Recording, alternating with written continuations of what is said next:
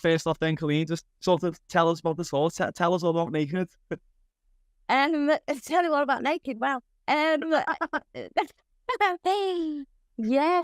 I mean, it started out, at the beginning of the year, me going, do you know what? I'd like to sing again. I'd like to perform again. And as soon as I said it, everyone was like, oh yeah, definitely, you should do that. You should do that.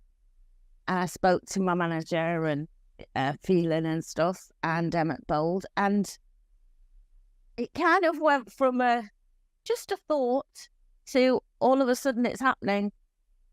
I thought yesterday I nearly phoned them up and went, guys, I was only joking.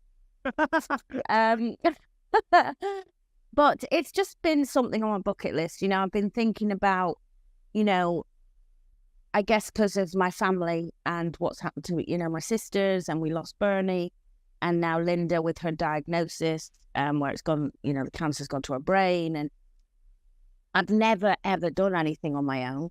I've always been surrounded by my family, and then my little swimming family, who became my second lot of sisters. It was like, but the one thing I've grown up doing is performing, and I haven't done it for so long. And I thought, I don't want to wait till it's kind of too late, or, you never know what's going to happen, and I don't want to have any regrets. So it's either going to be great or it's going to be shocking. No, I reckon it's going to be great. Yeah, but I'm just sorry, got mad dog. Well, we all know about how many pets you've got, so I was oh my God, honestly, I live in a zoo, and as you can see, none of them listen to me. Stop. Right. I like it. There's an authentic element to the interview.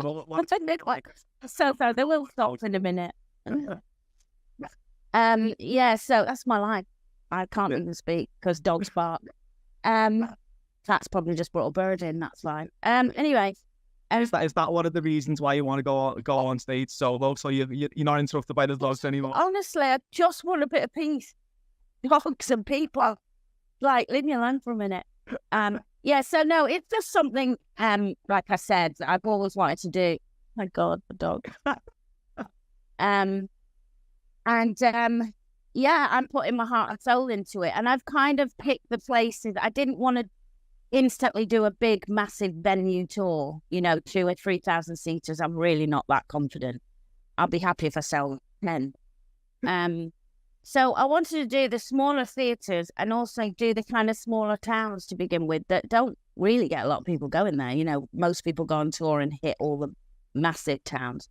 And just to see how it goes, and since we've announced it, I've had people messaging me going, oh my God, you're not in Birmingham and you're not in London. Why aren't you coming to Yorkshire? And I'm like, guys, just let me get this bit. And then if it goes well, I promise I'll add all those bits on. But, just fingers crossed, really. Yeah, it's interesting that you're sort of someone who's enjoyed such a career as yourself is even sort of experiencing some elements in theirs before. This is that because it's your first time sort of on stage solo. Yeah, and hence the name Naked, because I feel naked. I feel very exposed and very vulnerable. But I also believe in that saying of feel the fear and do it anyway. So yeah, the nerves. I mean, I suffer with nerves anyway. I've been doing loose swimming for 24 years, and every single show I do just before I go on, I have terrible nerves. And the girls are always really shocked. They're like, why are you nervous? You do this like every week. I don't know. So I can't imagine the first night I may have to be kicked out on the stage or dragged out. But I guess as well, that's why I've surrounded myself doing the tour with all the people that I know and I'm close to. My son Shane is supporting me. He'll also be doing bits in my section. I'm using his band, who I've known since they were kids. And it's just people that I'm really confident with that I want to surround. And that's why I didn't want to get some massive, big, really big promoter type thing. Danny from DLE is amazing, and he's more excited than me. I really am one of these people that I'm not bigging myself up. It sounds sickening, really. But I do love giving people an opportunity. Yeah. And if he feels that this is an opportunity for him, then that's great, you know. So yeah, I'm just nervous. I'm nervous even talking to you now, even thinking about it. I'm getting butterflies. I'm nervous. No, that's not a good sign, is it? I need medication, I think, or a rum and coke, one or the other. But yeah, a bit early for that.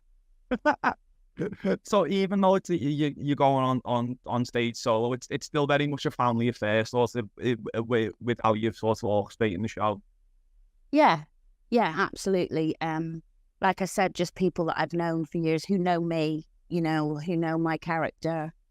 I guess I'm being a coward because even if there's no one in, my son will think it's great. They'll still be there to go, doesn't matter, Mum, you were great. Singing to yourself. So yeah, I just feel more comfortable with that at the moment. Yeah. And what can fans expect on the show? Is it a sort of a mixture of an audience and with hits as well, or? I'm kind of doing it. I guess it's kind of almost like, well, it is this. I want to kind of tell my life story with songs that represent my life story, with songs that I maybe sang as a kid and what it meant to me, you know, all the marriages I've been through and what songs got me through it. But ultimately, at the end, I just want everyone on their feet having a good time and having a dance, you know. I'm even going to put a post out, I think, of saying to people, send me the songs you'd like to hear, you know, that mean something to you, whether it's a ballad or a fast song. I want, you know, everyone's, be honest, life's a bit depressing at the moment, isn't it, for everyone, you know, with the economy situation and stuff. And I just like to think, you know, for an hour and a half, 2 hours, you can just come out and have fun. You can laugh, you can cry, and you can dance. I mean, that's my aim. I want people to leave going, I had a really good night. You know, I'm not going out there trying to be, you know, Beyonce or, well, I'd like to try and be Beyonce, but it's never going to happen.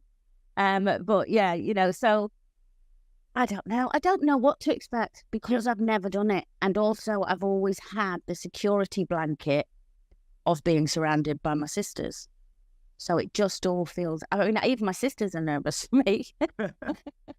And you decided with the poster to go for the tongue-in-cheek one, which I thought was hilarious. Just tell me about the thought process behind that. The tour poster, the naked in the tea. Yeah. Well, I'm very much associated with drinking tea. Yeah. I'm kind of known for it on Loose Women, and I do a thing called Cole's Corner on social media, and I always have tea. So everyone associates me with tea. So I thought the cup idea was great. And yeah, and then the word naked came up just because I was trying to think of other ways of saying I feel this is scary and I feel vulnerable, you know, and there's nothing more vulnerable than being naked, is there? Yeah, absolutely.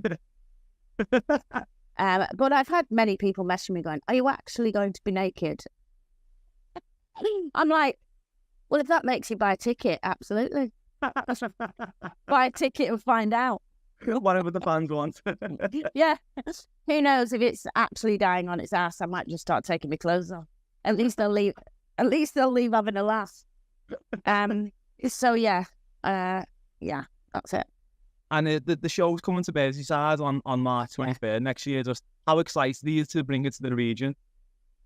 Oh, so excited. I mean, when me and my sisters were touring, and even on the reunion tour we did, the Liverpool and Merseyside audience are just different level, really. They know how to party. They know how to show that they're having a good time. And, you know, that's why I definitely wanted to be in that region. I did Panto there years ago, and the audiences were brilliant. And I just love them. They just know how to live life, don't they? And enjoy it, whatever. So one of the things you said that you want people to come for 2 hours and just have a good night out. Do you think a Merseyside crowd will particularly respond well to that? Oh, if that bar is open, they'll be having a good time before the show starts. They'll have to be carried out by the end. Yeah, I think, you know, I think that's what people need right now, and I think they're great at facing their problems and adversity and having a good, for one moment having a good time and a good laugh. Do you get a chance to visit the region often, Merseyside? Mainly when I've been touring. Yeah. I have. But my management are based in Liverpool. So I do go over and have dinner and stuff around. I mean, it's a beautiful city. I love it. Yeah. And the actual panto that I did there was the best panto I've ever done, mainly for the social scene. The actual panto got in the way. I was on stage thinking, come on, I need to go out. Yeah, I was going to say, what's your favourite thing about visiting Merseyside, but I think you've already answered. Yeah. Well, the shopping's brilliant. The people are great, and social side is fantastic. Does the area hold a special place in your heart? 'Cause obviously, your sister starred in Brookside. Yeah, well, she starred in Brookside. Yeah, so she was there for a long time, and also Ray Quinn was her son in Brookside. So I've known Ray since he was, I think he was 10 or 11 when he was with Bernie, and he's now like one of my son's best friends. So I see him all the time, and I've become like this, mother he never wanted. So yeah, it always holds a special place because of Bernie, and just because of past, like I say, tours we've done, pantos. Just great place. Do you have a particular standout memory that's your favourite when you visit the Merseyside? Do you know what? I probably do, but because of the social side of things, I don't remember. Well, it's just out of my life then, isn't it? I do remember standing in the wings one time dressed as a fairy godmother with a bucket next to me in case I vomited because I'd been out the night before. I thought, wow, the kids would love this if they could see the fairy godmother. But I just always have a good time when I'm there. Yeah. Always. I've never gone there and had a rubbish time. Yeah, is that why it was important for you for the Merseyside venue to be one of the legs of your sort of first going out on the naked tour? Yeah, definitely.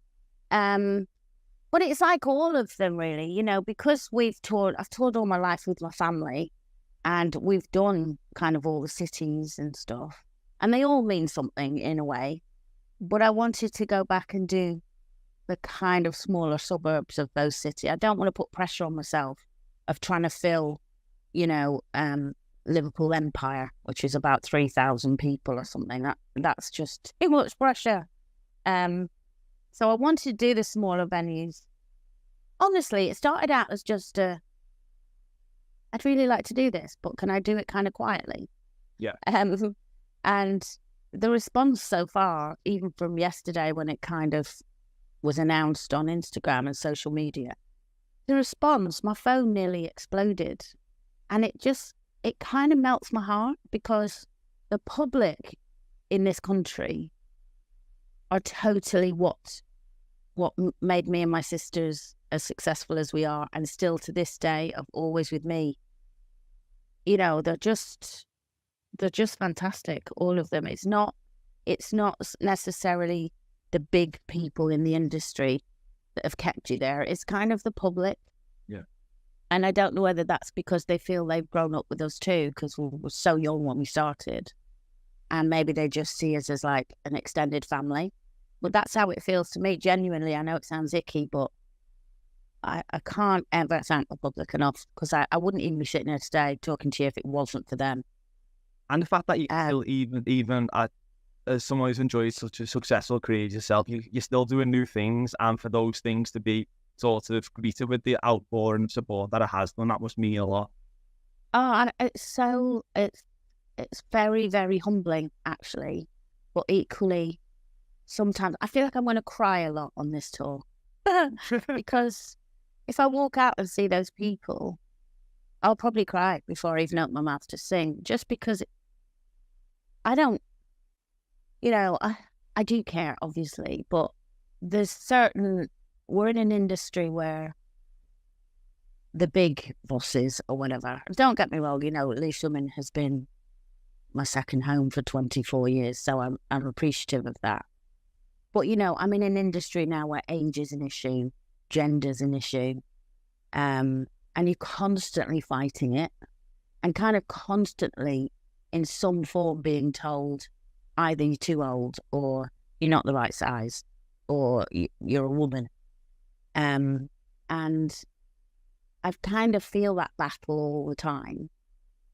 And then the public just keep me there. And for me, that's two fingers up at the others. It's kind of saying, you might not like me, but they do. And they mean more to me than you. So, you know, it's like, you know, when I did Dancing on Ice and Big Brother, totally the public that kept me there. I mean, I was crap on ice.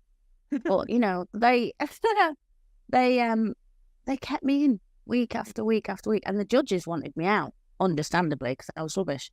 But the public kept me in. And then the public voted me to win Big Brother. And honestly, that means more to me than anything. There must be something about your personality. I don't think you've got like a sort of a down-to-earth nature that the public respond to. I think they do see me as one of them because I actually am one of them. I still get shocked when I get recognised in the street, or I don't feel. Shouldn't really say this, should I? In a way, but I don't feel like a celebrity. I think because I've been in it all my life. I've been singing since I was 2, genuinely, with my family, touring the country since the age of 2. So it's something that it's just what I do. It was never one day I want to be famous, or one day I want to be on Top of the Pops, or one day I want to go to Japan. I was very lucky that it all just kind of rolled into that. So I've never had that. I just feel like it's my job because I'm not clever enough to do a proper one. Well, what you credit for being able to remain grounded in an industry where a lot of people don't? Because, well, working with your family keep you grounded anyway. But also, just because I've never forgot where I've come from. I've never forgot the work I've done to get there. I think I'd rather walk out of a room and people go, she was really nice, and I'd work with her again, than she was a diva bitch. But we'll probably have to work with her again because she's got 20 zillion followers. So I'm just very much, I think it's because, like I said, to me, it's, and I know public probably find this hard, but to me, it's just my job. Yeah. Kind of thing. Yeah. I don't feel any different to any person that I meet in Tesco's, you know, or anywhere on a train or whatever. I don't feel any different to them. I think we're all working to stay alive and to earn money and have a career in whatever. And I don't feel any more special than anyone else. So the emotional side of people that you work with is obviously something that's quite important to you. Have you got a bit of fear of missing out at the moment with the Loose Women touring around the country while you're planning this? I've got FOMO, actually. Yeah, it just landed wrong because I'm filming Full Monty at the moment. Yeah. So every date they offered me, I was already filming Full Monty, or I'm doing a podcast, or I'm doing promotion for this. Yeah. And it was just every date just didn't land right. And I was gutted, but I mean, it's been so successful for them, which I knew it would be, and they've all been brilliant. And hopefully, you know, if they do it again, as long as they don't do it in February and March, and maybe I can go on the next one. You quite clearly enjoy an amazing relationship with the panelists. Does it frustrate you when there's like sort of talk as though that's not the case? Oh my God. I mean, it used to really frustrate me and it used to anger us all.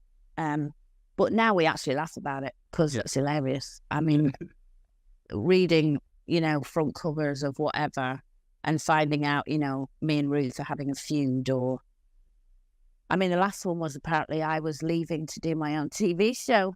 I was like, no one's bloody told me. I said to my boss, is that a subtle way of I'm sacked?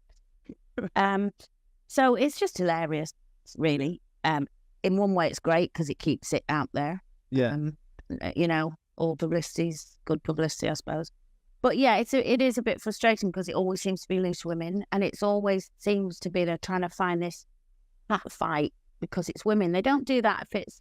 You never see that with Loose Men. They do Loose Men now, But you never see headlines with, oh, their loose men are falling out. Yeah. Or, and sadly, it always seems to be women that are criticising it. So it can be really frustrating. And I think it's a shame because I love the show.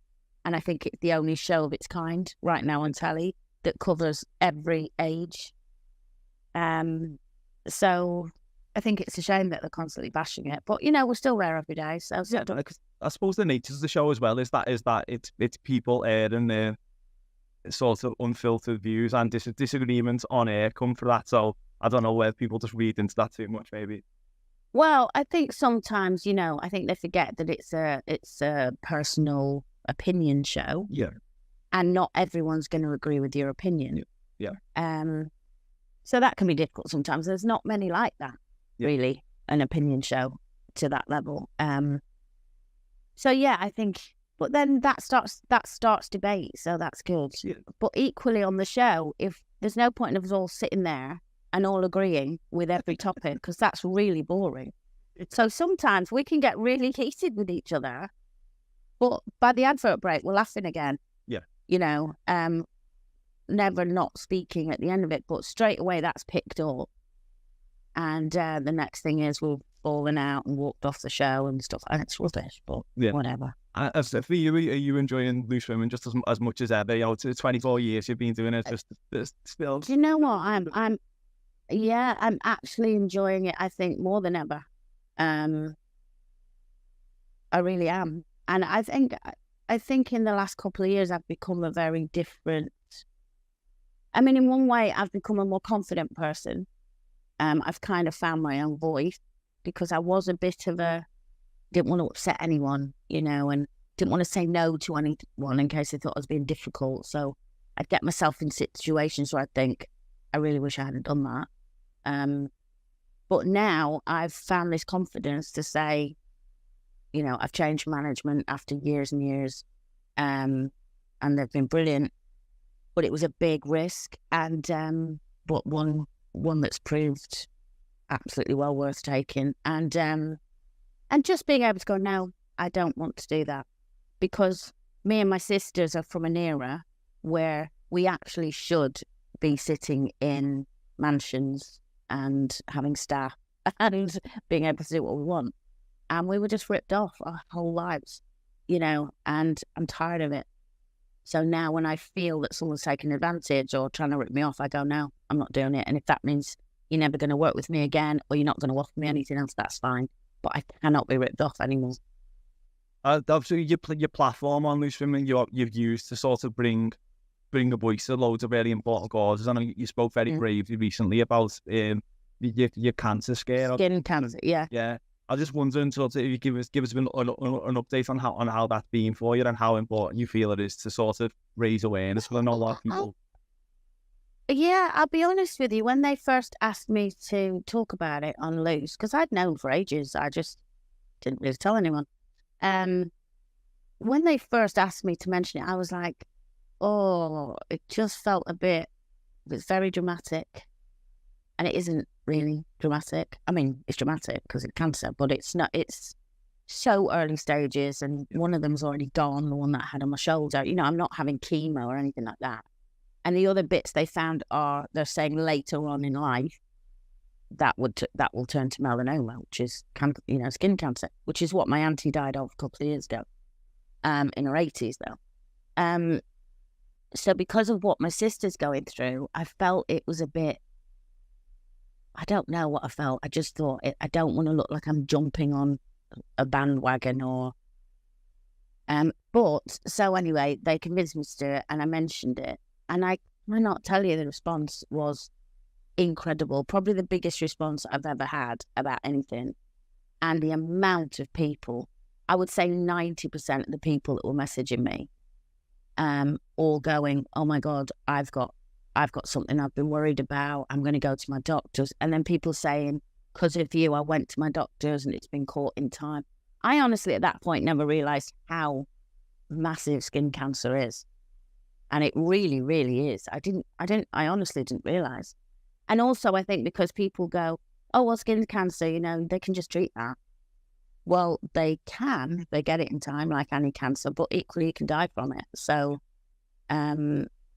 it made me realize how important it is, really, because at the time I was like, oh, I feel like I'm being a bit dramatic.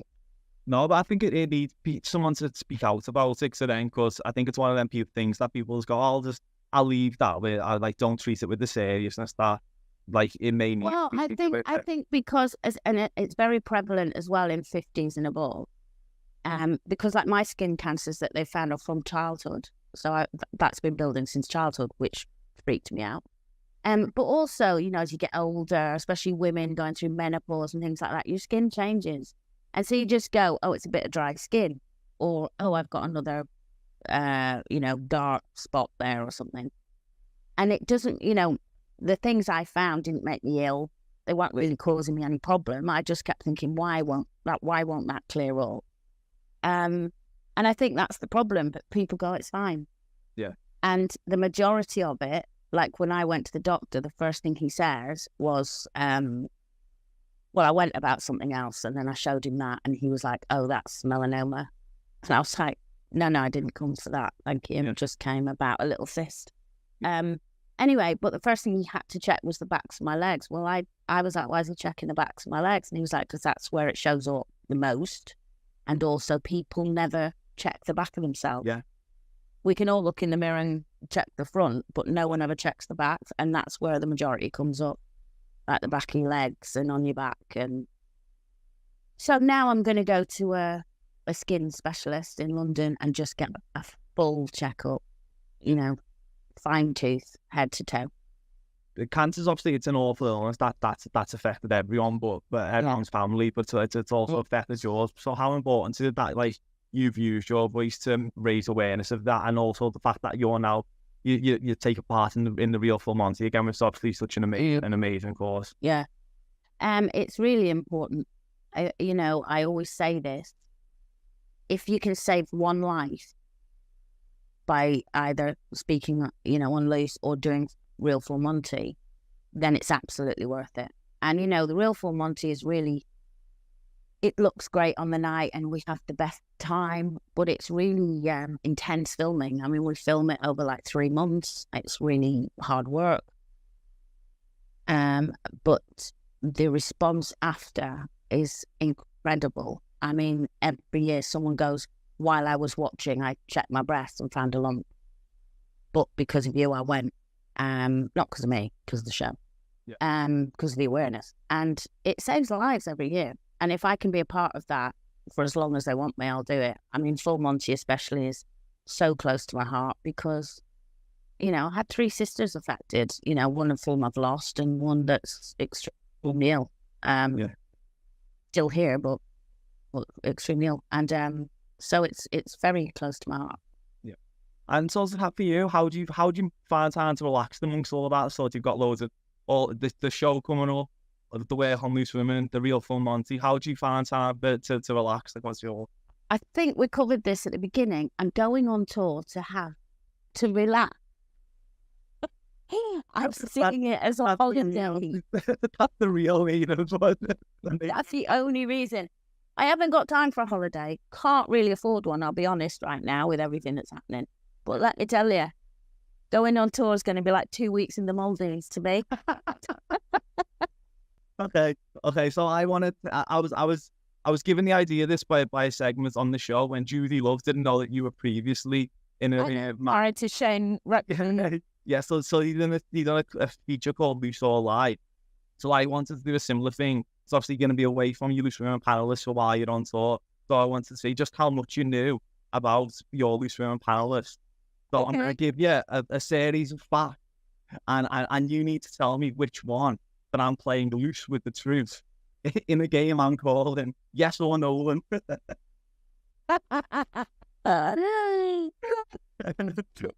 So the first one is am I playing loose with the truth here? Janet Street Porter appeared in one of the most acclaimed films of the 1960s. I don't like this. What do I say if I don't think it's true? Well, you can just say yes if you think it's true, or no. Okay. Do you know what? It's Janet Street Porter. She's done so much. I'm going to say yes. It's true. Yeah, she was in a film called Blow Up. She's like it's in a nightclub scene, and she's like doing like she's dancing in the background. Oh, she is. She's done everything. Kay Adams is related to a famous Scottish footballer. No. I'm like playing loose with the truth. Nolan. Nolan. You're right. It's that I've made that up. Yeah, I knew you had. She'd have told me that, surely. Ruth Lyngsford was not born in the UK. True. It is true. She wasn't born in the UK. For an extra point, can you tell me where she was born? Oh. No. Single. I'll know it. Oh, yeah. Yeah, she born. I knew I'd know it because her dad was in the military. Yeah. So she lived in a few places before. Yeah. Yeah. The fourth one.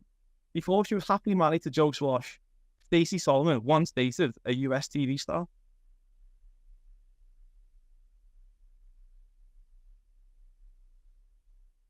Nolan. No, she did. She once dated Steve-O from Jackass. Oh, did? Yeah. Not very long though. Wasn't it when they did the jump? Yeah. It was a brief romance, but it's one of them sorts of forgotten ones where you go, oh, yeah, they went out together. Yeah, I remember it now in the jump. Yeah. And in the final one, so I think you're doing well so far. You've got 3 out of 4. Yeah. Yeah. The final one, Nadia Sawalha stars in a film alongside Hollywood A-lister Halle Berry. No, Nolan. It's not true. Yeah. Wow. She was in a film called Solomon and Sheba. Oh, that great film. I didn't know that one. 3 out of 5. I think that's a good. That's not bad, is it? All right. Yeah, it's okay. Oh my God, you can be a bit more like, that's good. I didn't know that was amazing. Sisters. You could do a quiz on my own sisters, and I'd probably do worse than that. 3 out of 5. That was an amazing performance. Oh, thank you. That's the answer.